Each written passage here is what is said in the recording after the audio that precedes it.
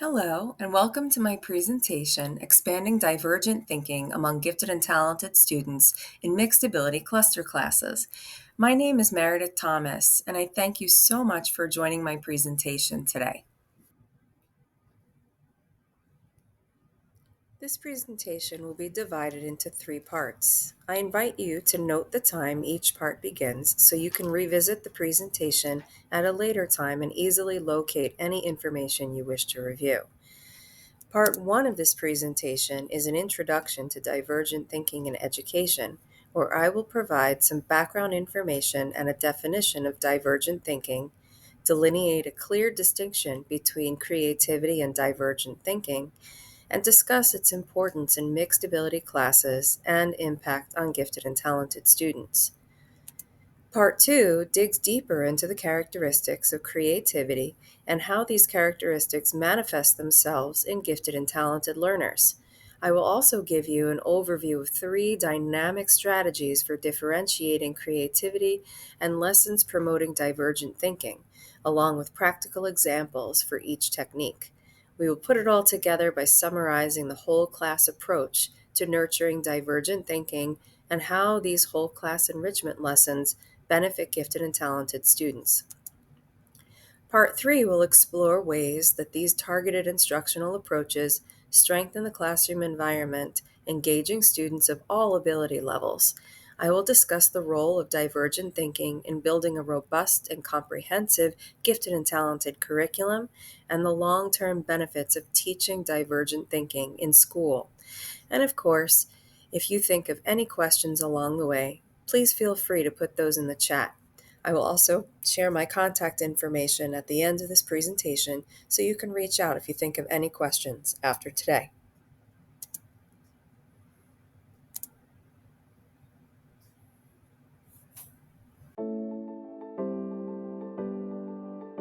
What is divergent thinking? Most of us describe it as thinking outside the box. Creativity and divergent thinking are related but distinct concepts. Here's a brief comparison. Divergent thinking is a cognitive process used to generate creative ideas by exploring many possible solutions. It involves thinking in a non-linear, spontaneous, and free-flowing manner. The key aspect of divergent thinking is the quantity and variety of ideas produced. It's about seeing multiple answers to a question and exploring different ways to solve a problem. Creativity is a broader concept encompassing the ability to produce original and valuable ideas or solutions. It involves refining, evaluating, and implementing them as well. It's also about bringing something novel into existence and appropriate for the context. Divergent thinking is a component of creativity. All divergent thinking is creative, but not all creative thinking is divergent. Creative thinking also includes finding the best single solution, which is a bit different than divergent thinking. Since divergent thinking engages us in generating multiple creative ideas, it is a critical skill for problem solving. Understanding what to do when one idea doesn't work and building stamina for developing and generating new solutions teaches our students perseverance, the value of collaboration, and drives inquiry-based instruction as students ask new questions and pursue novel approaches to problem solving. Another way to understand divergent thinking is to compare it to its counterpart, convergent thinking. Let's engage in an abstract thought experiment. Imagine your mind is comprised of lumps of Play-Doh. For each idea, value, and concept you have. When we experience a new challenge engaging us in critical thinking, we draw upon the knowledge we have, in this case, a little Play-Doh from each part of your mind, which represents what you know about the concepts necessary to solve the problem. When you compress the Play-Doh together into one single lump, you have a unique but single ball of Play-Doh. This idea is convergent thinking. We draw upon what we know to creatively solve a problem with one correct answer. In other words, your knowledge converges and you have a solution. On the other hand, let's imagine the same challenge, but this time your mind sees the challenge as a complex jigsaw puzzle. You can mentally break the puzzle pieces apart and separate the challenge into dozens of pieces. Then you spot one interesting puzzle piece in the disarray and construct a brand new puzzle surrounding the single puzzle piece. This concept, where your mind develops something unique and novel, illustrates divergent thinking. So why is targeting divergent thinking specifically a domain we should consider developing in mixed ability cluster classes? And what is its direct impact on gifted and talented students within these clusters? First of all, our students will be solving problems we cannot even imagine in the future. There are jobs our students must prepare to do which do not exist yet. So we are setting all our students up for future success when we develop this critical skill. Also, students from disadvantaged or diverse backgrounds who are often overlooked in the gifted and talented identification process directly benefit from targeted instructional approaches for divergent thinking. Think about it. When we consider students for gifted and talented eligibility, many criteria schools consider are rooted in concrete or academic content knowledge. Disadvantaged students, English language learners, and students with challenging life circumstances often cannot perform well on these criteria. They do not have access to extracurricular activities, private tutoring, or other methods of exposure to much of the eligibility criteria. In fact, research supports including a norm-referenced creativity test in schools' eligibility criteria because such students manifest giftedness differently. Instead, economically disadvantaged students, as well as those from troubled households, learn to adapt. We can measure this ability to adapt by using norm-referenced creativity tests. Divergent thinking is about imagining the unusual and unexpected uses for everyday things. Pivoting to other reasons for lessons targeting divergent thinking, they meet a unique need for students who may have been overlooked in the identification process. Ongoing classroom artifacts serve as data for students who may have slipped through the cracks due to insufficient data, and regular interaction with the gifted and talented teacher helps ensure the gifted and talented teacher is observing all students and prepared to collaborate with classroom teachers when a student stands out as someone who would benefit from gifted and talented services. Finally, since divergent thinking is measurable, enhancing divergent thinking in mixed ability classrooms with regular evaluation lends itself to a formative assessment in gifted education. In my research, I have found gifted students score slightly lower than their chronological peers on creativity assessments. Through regular exposure to these lessons, we can observe growth in this cognitive domain, especially in our identified gifted population. While correlation does not define causation, and evaluating creativity assessments can show more significant growth in our gifted and talented students, exercise caution when using creativity tests as a tool for late identification.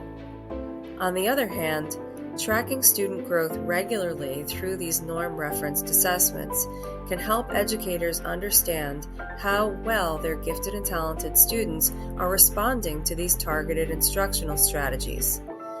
This is a critical piece in our gifted students' academic journey because content-driven academic assessment data and post-graduation interviews about students' experiences with gifted and talented programs yield unclear results. Since data-driven instruction is so critical, it is tricky to design and develop gifted and talented curricula using only summative data. Furthermore, our gifted and talented students are near the ceiling on these academic assessments, which would result in marginal academic growth. Even if there is growth, there is no evidence the growth was a result of gifted and talented services. Divergent thinking is one measurable domain that addresses all three of these challenges. It develops students' abilities to adapt in a rapidly changing world, helps identify underprivileged or overlooked students with giftedness, and assesses a need for formative assessment in gifted and talented programs.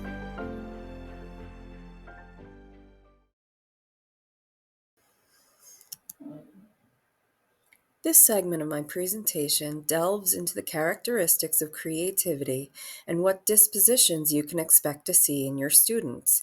I will also give you an overview of 3 dynamic strategies for differentiating divergent thinking lessons and practical examples for each technique. We will put it all together by summarizing the whole class approach to nurturing divergent thinking and how these whole class enrichment lessons benefit gifted and talented students. As I mentioned in the previous section, divergent thinking is a component of creativity.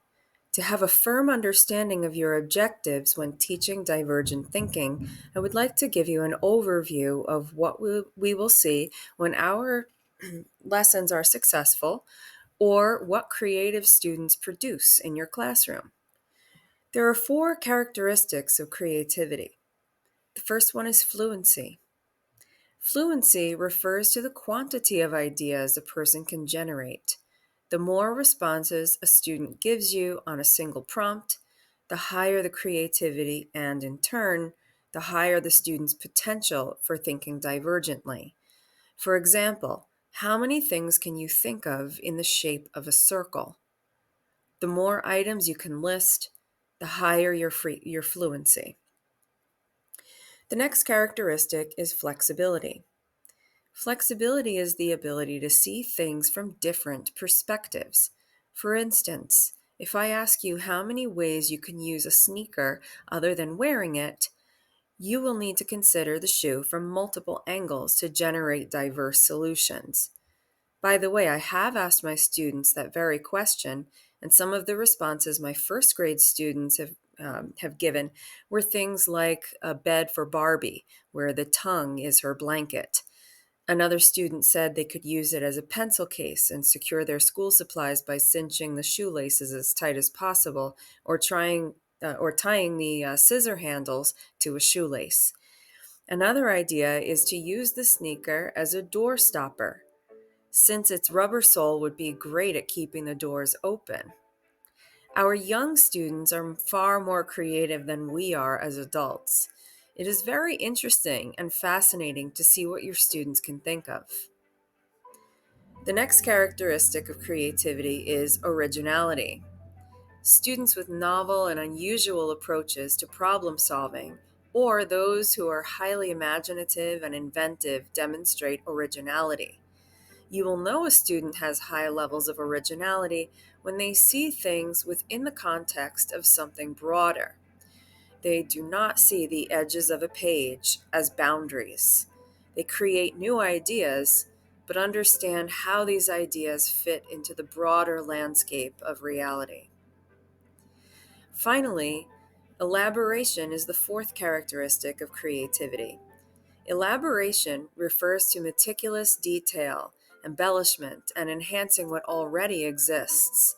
For example, if you have a student who receives a dance costume for a recital, and the student feels inspired to add sequin to the headpiece, or trim the skirt to add more detail, or a student interested in action figures modifies their toys using plastic putty and paint. These are students with a strong sense of creative elaboration. You will recognize these students in your classroom when they add details to assignments, but more importantly, students with high levels of elaboration have a low tolerance for symmetry in the details. Highly elaborate students will place details on visual stimuli to make them appear asymmetrical.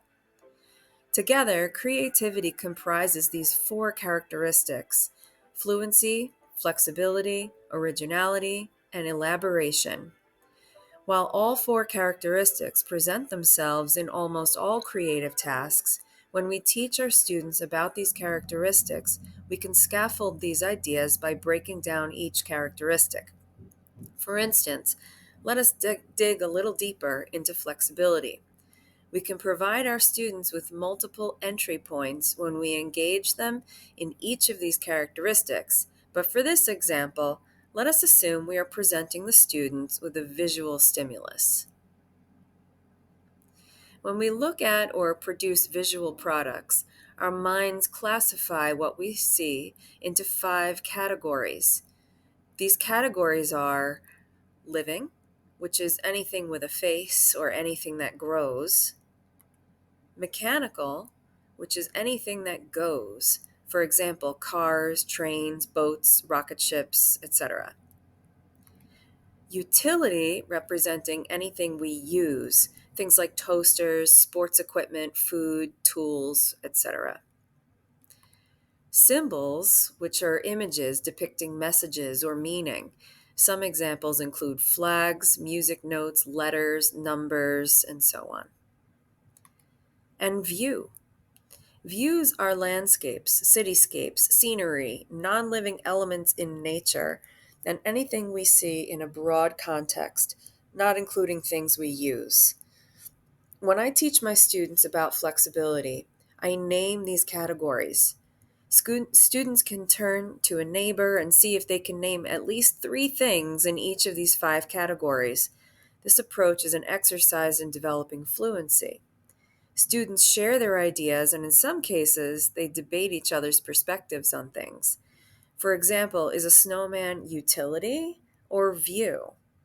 Is a robot mechanical because it goes, or living because it has a face? So there is some subjectivity in these responses. Then I give my students this prompt. The goal is for the students to use the image on the page as part of a new picture that they create. I ask them to describe what they see and tell me how they would classify the image. Most students will classify this snowflake into the view category, since it is found in nature and not something living, useful, mechanical, or symbolic. Now, typically, if you were to find something like this on a paid teacher resource website, the instructions would indicate that the students cannot make it a snowflake. But when we examine the taxonomy of divergent thinking, we can actually engage the students in deeper critical thinking. Here's how. First, I ask the class to brainstorm other views they can create using this same prompt. Some responses I have heard were a solar system, where the snowflake is the sun; a sunset, again, where the snowflake is transformed into the sun; a forest, where the snowflake is transformed into trees and bushes; and I even had one student tell me it was Elsa's castle on a mountain. Next, I hand out the page to the students and remind them that it is very easy for them to influence each other's ideas, so it is important to work independently and quietly for the next part of the lesson. Students are challenged to transform the snowflake into something other than a view. It can turn into something living, mechanical, useful, or symbolic, just not a view. I give the class some time to work on this, and then students share what they created. The class can identify what category their classmates' transformations fit into and consider how original their own responses were. When developing flexibility, the key is to help students see things from different perspectives. We want them shifting categories often and giving them the vocabulary to articulate which characteristic of creativity they are working on will enhance divergent thinking and metacognition, which we know lends itself to more successful academic outcomes. When we consider the characteristics of creativity and divergent thinking, it is critical to consider the dispositions our students must develop to easily embrace the concepts that develop divergent thinking. These dispositions were first brought up by a researcher named Joy Guilford in 1950, and then expanded by Dr. Frank Williams in 1969. Williams found that strong divergent thinkers presented four unique dispositions. Dr. Williams developed a creativity test known as the Williams Creativity Assessment Packet, following his research on the characteristics of creativity and the individuals showing very specific personality traits lending themselves to a firm grasp on creative production. Here are the key facets of divergent thinkers. Curiosity. More than just wanting to know more, it's about exploring the unknown. It involves playing with ideas and deeply investigating not only the tasks at hand, but also the world's complexities. So imagine a student approaching a cave and just wanting to explore that and find out more. Complexity. Creative individuals showing this disposition recognize differences between reality and our expectations. They seek meaning in confusion and continuously tackle new problems and intricate challenges. These students tend to have a firmer grasp on the world outside of school and outside of their chronological social environment. This just adds to their complexity. Imagination. Imagination is the ability to think of things beyond what we see or experience daily. Imaginative students merge sensory experiences to transcend usual thinking and reach higher level thought processes. Risk taking. Creative and intellectual risk taking is about experimenting and not giving up, even when things get tough. Risk takers push boundaries and give themselves permission to share new, often unconventional ideas with their peers and adult leaders in their environments. These facets, identified by Guilford and expanded by Williams, became known as the characteristics of divergent feeling. Think of divergent feeling like special ingredients in a recipe that make gifted people's thinking unique and powerful. They're like the secret sauce that help divergent thinkers grow their ability to think differently and creatively. In fact, when Williams piloted his first test, he first determined reliability by finding correlations between divergent thinking and divergent feeling. So it is crucial to recognize and encourage these dispositions in students to help them develop divergent thinking skills. Now that we know what the characteristics of divergent thinking are and the dispositions students need to embrace the thinking domain, let us explore what we can do as educators to ensure our students can access these concepts. In the 1980s and 90s, Mary Meeker found three ways divergent thinking presents itself in people, and these concepts are still taught to this day within the structure of intellect framework. They are symbolic, figural, and semantic. Symbolic production involves generating an unconventional idea and taking action by expressing these unique ideas and using images to create or convey some sort of message or meaning. These symbols include mathematics, music notes, shapes, letters, braille, sign language, and even icons. Figural expression is the ability to visualize something novel and unique and finding a way to bring their vision to life. This can be done through various media, including digital representation, developing blueprints, creating something three-dimensional, or finding a way to do all three. Semantic divergence involves drawing connections through language and the written word. Usually, semantic divergent thinkers can connect verbal communication with intra and interpersonal intelligence, empathy, and unconventional ways of expressing their ideas. Historically, one example of a symbolic divergent thinker would be Albert Einstein. He found a way to merge science and math and expressed his theories and vision through theoretical physics and math. Walt Disney is a great example of a figural divergent thinker. He had a vision for the various stories, fairy tales, and folk tales, and brought them to life through his animated classics. Then he created the most magical place on earth, where guests could step into his vision and ride his movies. Disney diverged from traditional and conventional entertainment and expressed his vision in a way no one else in his time could. Semantic divergence is evident in the work of William Shakespeare. While his plays were not necessarily original, his interpretation and expression stood the test of time. Shakespeare knew how to connect with the human experience in his plays and sonnets. He was a master at employing symbolism in his plays and sonnets, too.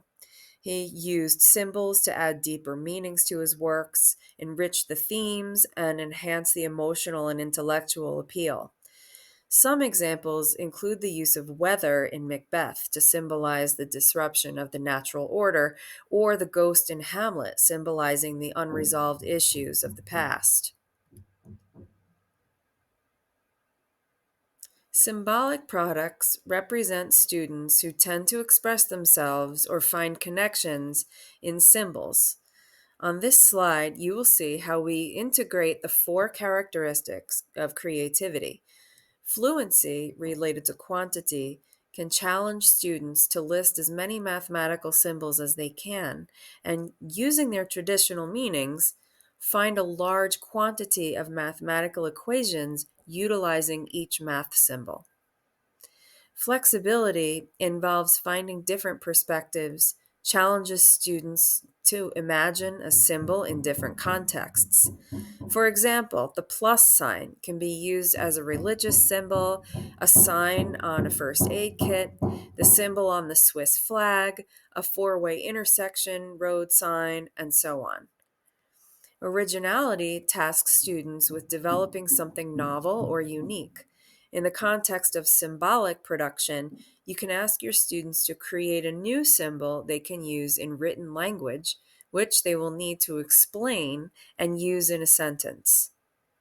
Elaboration involves embellishing a system of symbols to modify their meaning. For example, students can rewrite musical notation to expand its traditional meaning, like monks did in the Middle Ages. Or they can find a way to elaborate on the number system to merge mathematical challenges without using traditional operators in equations. Now, before I move on to a practical example, I would like to point out the underlined text on these slides. There's a collection of lesson plans linked on these slides, which you can access in the Summit Materials folder.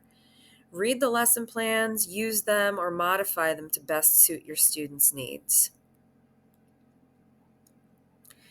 The snowflake activity I discussed earlier is a great example of a symbolic activity because it involves diverging from the original stimulus and finding connections beyond the image's original meaning. Another example would be to read an age-appropriate story with or to your students and ask them to summarize four main points of the story by creating four simple symbols. Students should not label the images. They just need to let the picture communicate the message, just like other symbols do. Figural products are those that connect students to their vision and expression using something visual or physical. In the interest of time, I'm not going to go through each of the four characteristics of creativity here, but I invite you to return to these slides and read the examples of each product. However, I would like to show you one way I have engaged my students in figural divergence. I project this image on the board. Students look at the image and try to determine what physical item casts a shadow that looks like this. I ask the students to generate an image or vision for the object in their minds and not to share what their thoughts are. With divergent thinking activities, the objective is to encourage students to create something original and novel, and ideas within this context are too easy to assimilate. So I remind my students to keep their ideas to themselves until we share after the activity is over. Anyway, once the students have a vision for this object, I ask them to construct the object with model magic or Play-Doh.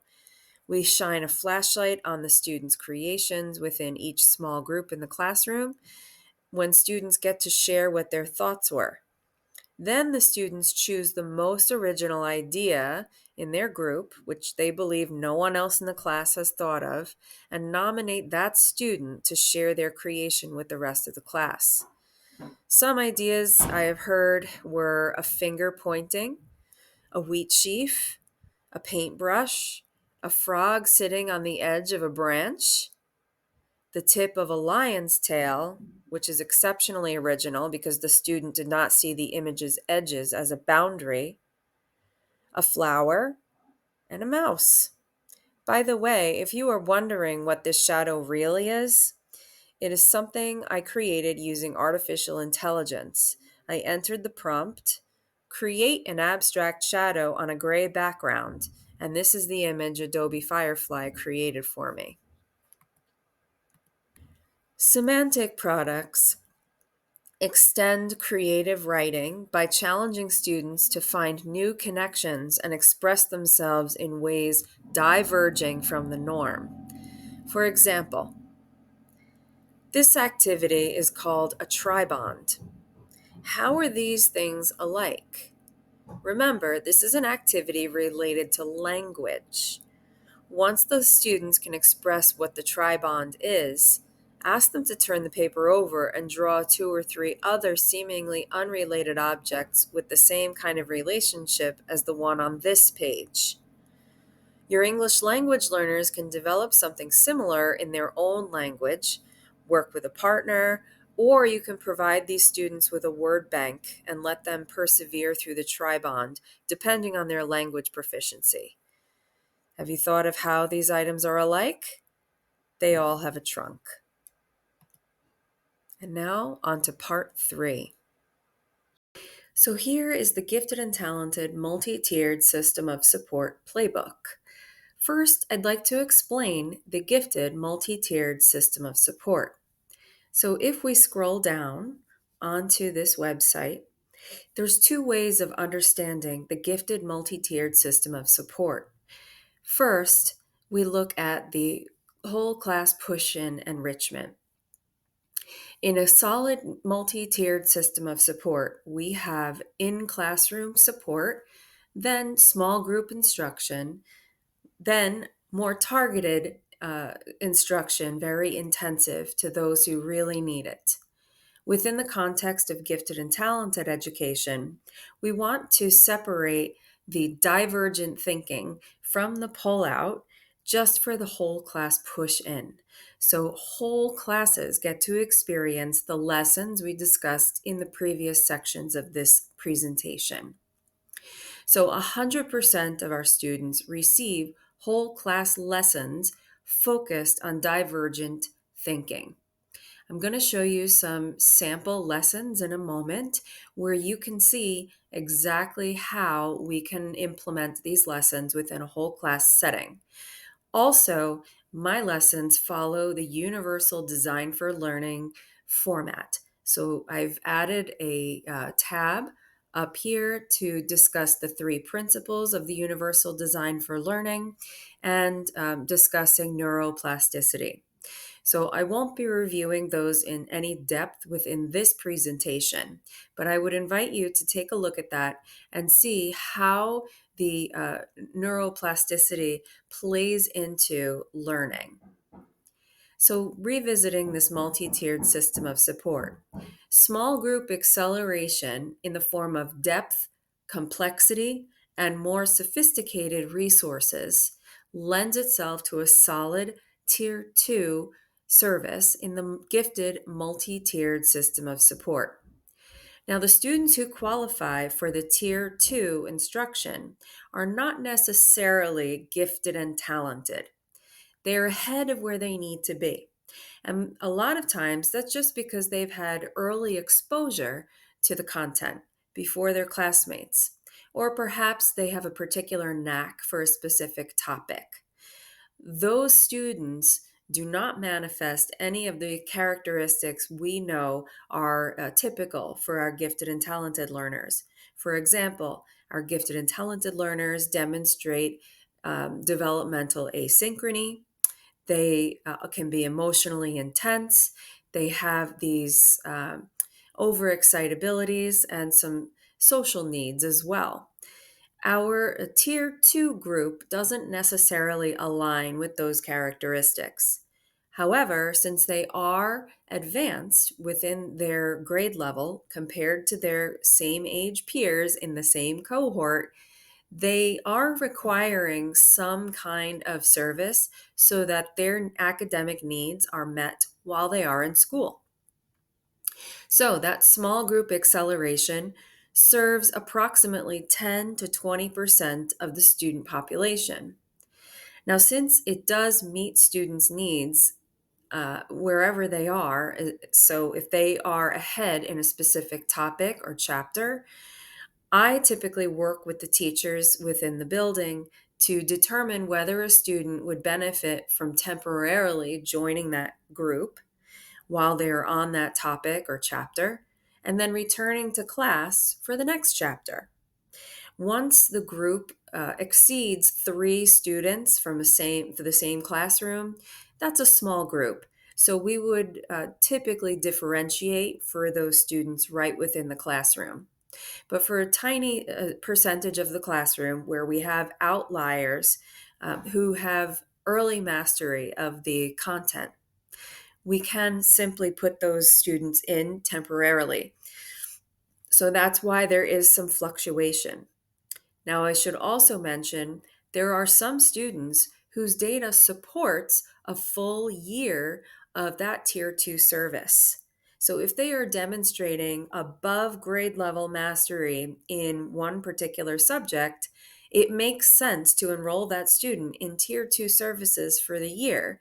But again, working with the student's teacher very closely in case there is a situation where the student may not understand a specific topic or chapter within that subject. So that would describe our Tier 2 services within the gifted multi-tiered system of support. So the third tier is the gifted and talented pull-out service. This is a service that serves approximately 5 to 7% of our students. And the goals of that service are to promote social interaction, executive functioning skills, learning to cope with failure. And the smaller that group, the better we can serve the students who need it. Once the group gets too big, it becomes hard for those students to feel safe in a classroom setting so that they feel as if they can share what's on their mind along with other like minded peers. So these students who receive this service, because it's such a small percentage of our population, we can focus on iterative, long term projects, which include a creativity component, a research component, and some kind of community engagement component. And again, within that small cohort, those students can work with like minded peers who have the same developmental asynchrony, who experience the same challenges while they are in school, who have an advanced understanding of the world around them, and they can relate to each other in a small, safe setting. So, how do we connect our divergent thinking strategies within those mixed ability cluster classes? Well, we're going to go back to that tier 1 whole class enrichment. As I mentioned earlier in today's presentation, it's beneficial for the gifted and talented specialist to visit each classroom within the school, even if it's once per month, to deliver these lessons focused on divergent thinking. Number one, it meets the needs of students who may be socioeconomically disadvantaged. It meets the needs of students who may have been overlooked or slipped through the cracks. At least we can still develop that divergent thinking skill in those students. And your gifted and talented cluster within each of those classes is also developing their divergent skills, their divergent thinking skills. And divergent thinking is measurable. We can use the Torrance tests of creative thinking, the structure of intellect testing, or the Williams Creativity Assessment Packet because they all have a Form A and a Form B. So we can pre assess the students, and then as the year progresses, we can post assess our students. And we can see measurable success within each student. We can also use it as a formative assessment. So we can tell if the divergent thinking strategies we are using with our students are serving them well. So just to show you another visual on the landing page on this website, we have this triangle. Now, I don't want you to have the misconception that one service is more important than another. They are all equal, which is why the previous infographic it explains that so nicely, that they are all different, very distinct services that serve a different purpose. This triangle is just a visual way of showing you the number of students who receive these services.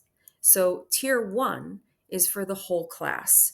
Right within the regular classroom, we are differentiating divergent thinking and encouraging all students to develop those creativity characteristics and the dispositions of creative thinkers. Tier 2 is advanced learning. That's more content based.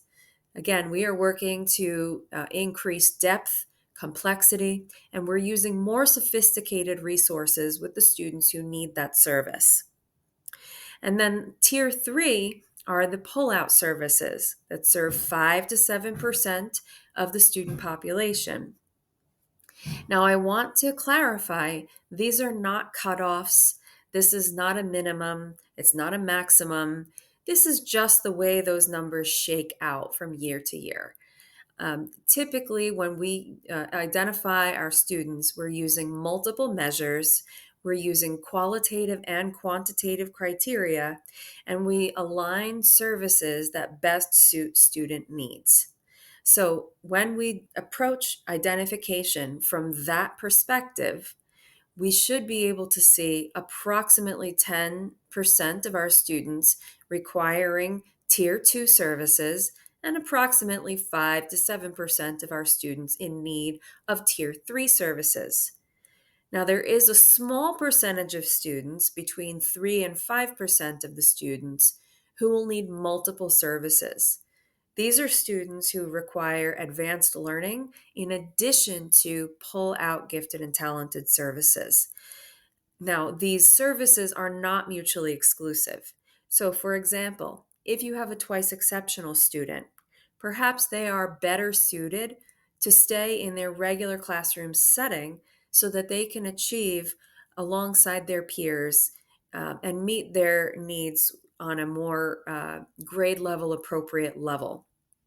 However, because they have the personality and the characteristics we usually see with our gifted and talented students, those students do benefit from having Tier 3 gifted and talented services. So, this example with this imaginary twice exceptional student, that student would receive Tier 1 instruction through the 100% whole class push in enrichment model and Tier 3 instruction through the pull out gifted and talented services. Also, we may have a student who is advanced but not necessarily gifted. And so that would be a student who receives Tier 1 and Tier 2 services. There are some occasions, as I said, where approximately 3 to 5% of our students receive all 3 tiers of the services. So let's move on to some of these navigation tabs within this playbook. In the home page and across the top, you'll see this navigation bar all the way throughout the website. Tier 1 digs into the Tier 1 services, whole class push-in enrichment. I give you very detailed information about how you can infuse this into a curriculum framework. I'll discuss the learning targets that you should consider including when you do write curriculum, and include the divergent thinking strategies. I explain the rationale, and then I also give you a tab where you can read through some instructional strategies. Now, as I said, I do follow the Universal Design for Learning framework in designing my lessons and creating this curriculum. So, the first, in Tier 1, I thought I would demonstrate engagement. Engagement lights up the part of your brain that attaches emotionally to the topics and has students kind of pay attention and become personally interested in the content that we are talking about. So, one way we can do that is through storytelling, collaborative activities, and then setting goals and helping students reflect on their progress. So, I've taken some photos of a lesson which I have taught, that helps you understand how that Tier 1 embraces the engagement piece of the Universal Design for Learning. This does encourage divergent thinking, but it also encourages critical thinking and logic within the students. So, this discusses how I launched the lesson. Again, these are strategies. You can apply these to pretty much any lesson. We talk about the student work session, and then we talk about the lesson's closure. And then I will show you specific learning scenarios where you can see these lessons kind of come to life. So, what we've seen in the original lesson, we've taken a lesson plan, a very traditional lesson plan. I've given you the handout. I've given you the explanation of what that lesson originally looked like. And then you can see what it would be like if we redesign it with engagement in mind. I followed the same format for the Tier 2 and the Tier 3 services. So, Tier 2, again, implications for curriculum. We talk about instructional strategies. We're talking about letting students feel represented in their learning. So, students can access the learning in any way that seems most attainable for them. Whatever speaks to them the best. Some students work with pencil and paper. Some students prefer choice boards within our digital learning platform. And then other students prefer the digital copies of whatever it is we're doing. So I allow my students to select the activities that speak to them the best. What you're looking at in this series of photos is Tier 2, as it is underneath that Tier 2 tab. And these are lessons on variables. What you're seeing on the right-hand side is a Google Sheet with conditional formatting. So when the student answers the Sudoku puzzle correctly, it lights up in green and the picture shows up, just like a sticker. Students who pursue their own interests and follow their inquiry to learn more will find out how they can change the image on that spreadsheet so that it aligns with their interests a little better.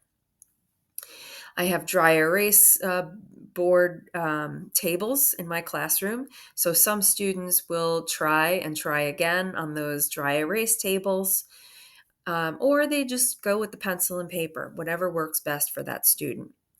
You can download a copy of the interactive Sudoku puzzle on this website. And this talks about how to build upon background knowledge, how to organize content, and how to support comprehension so that students remember the information based on what they have chosen. And again, I've given you some lesson scenarios within that Tier 2 framework. Some of the activities, again, this shows you what happens when students get the answers correct. The puzzle lights up in green. And that has been adapted from this workbook page. So we do have the original lesson, and then we've redesigned it with representation in mind from the Universal Design for Learning. Again, you can click here for a copy of the digital version of those variables, those variable puzzles. There's also some information about the crypto mind benders on there. You can download a copy of that here as well. And then here's a video explaining how we use that spreadsheet.